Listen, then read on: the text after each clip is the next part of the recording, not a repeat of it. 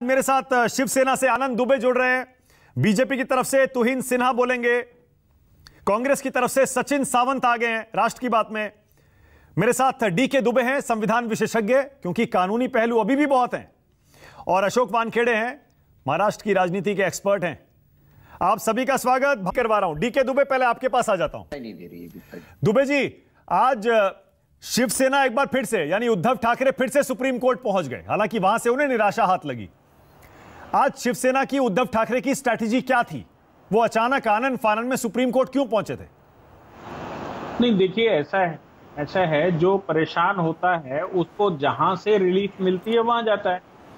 तो मुझे लगता है कि वही सेम आर्गूमेंट जो पिछले परसों के दिन हो चुके थे, वो सेम आर्गूमेंट आज भी हुए। इसलिए कुछ नया नहीं था कोर्ट के पास कि कोर्ट तुरंत उसको सुनता और रिलीफ दे देता, क्योंकि ऑलरेडी उस पर सम्मन इशूड है, ऑलरेडी ज्वाइंटर के लिए कह रखा है, तो उसकी तो 11 तारीख फिक्स कर रखी है। जब तक उनके जवाब नहीं आ जाते तब तक कोर्ट सुनेगा क्या? मतलब क्या समझे और क्या डिसाइड करे? नहीं, लेकिन मेन जो इशू है वो ये है कि लीडर ऑफ हाउस कौन है, ठीक, लेजिस्लेटिव पार्टी का लीडर कौन है। दूसरा ये है कि विप प्रमुख जो बनाया है वो वैलिड है कि नहीं है। तीसरा ये है कि जो वहां उपसभापति हैं उनका रोल है कि नहीं, मतलब वो वैलिड है कि नहीं है जो उन्होंने नोटिस जारी किए हैं। और वो भी अभी आप ये नहीं कह सकते कि नहीं उस पर फाइनल डिसीजन कुछ आने जा रहा है, क्योंकि अभी ऑर्डर कोई नहीं हुआ था, कोई डिसीजन नहीं लिया था। इसलिए हम ये कहते हैं कि वो इंटरलोकेटरी ऑर्डर पर इंटरलोकेटरी एप्लीकेशन आई थी, यानी कि अभी तो मामला शुरू हुआ ही था कि उस पर तब तक कोर्ट में पहुंचाया गया नोटिस के खिलाफ। इसलिए आज कुछ रिलीफ देने को मुझे नहीं लगता कि कोर्ट के पास तो कुछ देने को था नहीं। इसलिए ऑनरेबल कोर्ट ने उनको वही तारीख पक्का दी कि 11 तारीख को जब हम सब ये सुनने वाले हैं तो तब आइएगा। अभी क्या सुने? ओके, इसका मतलब अब आप बहुमत साबित करने में कोई अड़चन नहीं देखते कानूनी तौर पर, दुबे जी? नहीं, बहुमत तो देखिए, दो ऑलरेडी कोर्ट कई बार कह चुका है कि ये दो अलग अलग पहलू हैं, इनको ज्वाइन करके मत देखिए। जबकि पॉलिटिकल पार्टी जब परेशान होती है तो वो देखती है, क्योंकि वो कहती है ये हो गया तो क्या होगा, वो हो गया तो क्या होगा। मैं बार बार कह रहा हूं कि आप याद करिए नवाब तुकी का मामला। कलिको पुल की सरकार 10 महीने चलने के बाद कोर्ट ने कहा था कि चूंकि प्रोसीजर मैकेनिज्म गलत थी, इसलिए हम प्री गवर्नमेंट चेंजिंग के स्टेटस पर लेकर जाते हैं। तो वो पुराने स्टेटस पर ले गए थे और वहां से फिर से शुरू किया था। इसलिए कोर्ट के सामने जिस समय बात गई कि भाई आप ये करवा देंगे तो क्या होगा वहां फ्लोर टेस्ट, तो कोर्ट ने उस समय भी कहा था, उन्होंने कहा भाई ये इरिवर्सिबल प्रोसेस तो है नहीं, इसलिए आप अगर आ रहे हो और ऐसा कुछ हो जाता है जैसी आप संभावनाएं दिखा रहे हैं तो फिर वो रिवर्स हो जाएगा, क्यों परेशान है आप?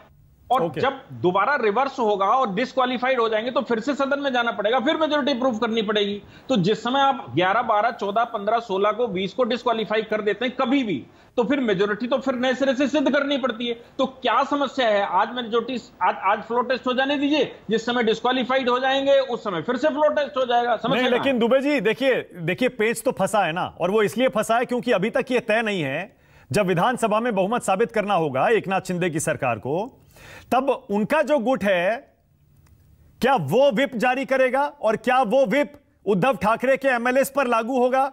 अगर उद्धव ठाकरे के एमएलए ने एकनाथ शिंदे के खिलाफ वोट दे दिया तो क्या वो डिस्क्वालीफाई हो जाएंगे? मुझे एक मामला याद आता है 2016 या 17 का था, जिस समय इसी Amar Singh versus union of India. आपको याद है अमर सिंह को निकाल दिया गया था लेजिस्लेटिव पार्टी से, समाजवादी पार्टी से, तो वो फिर कोर्ट गए थे और उन्होंने कई एक पिटिशनें लगाई थी। 2011 में एक लगाई, फिर 16 में लगी, 17 में, 18 में, 20 में।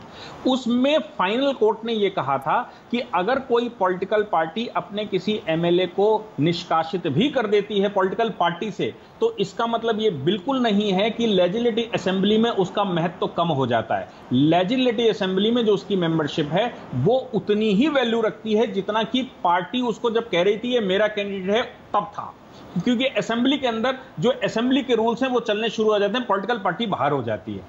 इसलिए मुझे लगता है कि ये जो अंदर की बात है वो अमर सिंह के जजमेंट को अगर यहां पर लगा देंगे तो वो कहते हैं कि नहीं, यहां पर अगर पॉलिटिकल पार्टी बाहर भी निकाल देती तो भी अंदर तो बहुमत और जो वोट है वो वोट अपने हिसाब से सेट करेगा। इसीलिए बहुमत के समय पर जिस समय फ्लोर टेस्ट हो रहा हो उसमें विप लागू नहीं होती, विप को मानते नहीं है, क्योंकि कोर्ट ने बार बार यह कहा कि अगर विप यहां पर लागू होगी तो कैंडिडेट जो अपने इच्छा से मुख्यमंत्री चुनना चाहता है, सरकार चुनना चाहता है, वो कैसे चुनेगा अगर आप विप उस पर जबरदस्ती हावी कर देंगे। बाकी सभी मामलों पर विप लागू होती है। आप जिस समय कानून पास कर रहे होंगे, आप जब रेगुलेशंस बना रहे होंगे तब विप होगी, लेकिन जिस समय फ्लोर टेस्ट होता है उस समय विप का मामला नहीं, उस समय फ्री वोट देने दीजिए उनको।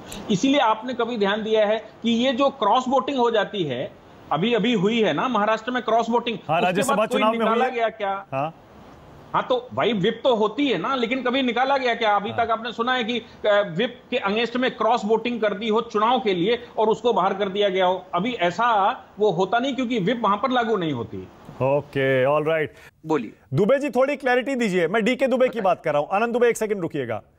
डीके दुबे, ये जो 39 विधायक हैं एकनाथ शिंदे गुट के, इनका स्टेटस अभी क्या है? वो कह रहे हैं हम शिवसेना में है, आनंद दुबे कह रहे हैं बागी गुट है, कानूनी तौर पर वो कह रहे हैं हम शिवसेना में ही है। क्या स्टेटस है इनका? देखिए, सत्य तो ये है कि विधायक दल जो रहता है वो अपना लीडर चुनता है।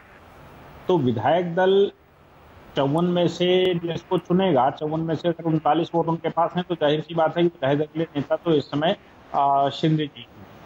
लेकिन इसका जो अंतिम परिणाम है उस पर हम चर्चा करें। एक स्टेचुरी ऑर्डर आया था जिसको कहते थे 2959, 31 अगस्त 1968 को। इसी को इलेक्शन सिंबल रूल ऑर्डर कहते हैं 1968। उसके पैरा 15 में ये चर्चा की गई कि अगर एक ही पार्टी के 2 रिबेलियन ग्रुप बन जाएं तो फिर उनका डिसीजन कैसे होगा। इस पर उन्होंने कहा इलेक्शन कमीशन सबसे उनके डॉक्यूमेंट्स मांगेगा, उनके क्लेम मांगेगा। क्लेम मांगने के बाद डिस्क्रिशनरी पावर इलेक्शन कमीशन के पास है। अब इसमें हम अगर दूसरी बात पर आ जाएं तो जिस समय समाजवादी पार्टी में डिस्प्यूट खड़ा हुआ था तो दोनों पार्टियों ने अपना अपना क्लेम किया था। 48 पेज का एक ऑर्डर किया था इलेक्शन कमीशन ने, और उस समय जिस समय दोनों पार्टी अपने अपने एग्जीक्यूटिव्स का रेजोल्यूशन रख रहे हैं, क्योंकि ये जो 2 ग्रुप बन गए शिवसेना में, इन दोनों के पास अपना अपना रेजोल्यूशन आ जाएगा, अपने पदाधिकारी होंगे, नीचे तक सिस्टम बना लेंगे, ये सब कुछ तो दोनों पार्टी कर लेंगी आसानी से, इसमें कोई बहुत बड़ा रॉकेट साइंस नहीं है। लेकिन जब डिसीजन का नंबर आता है तो उसी 1968 के ऑर्डर के पैरा 6A, B और C में यह चर्चा की गई है कि जब भी किसी पार्टी को हम रिकॉग्नाइज करते हैं उससे पहले पिछले इलेक्शन के चुने हुए विधायकों का स्टेटस देखते हैं।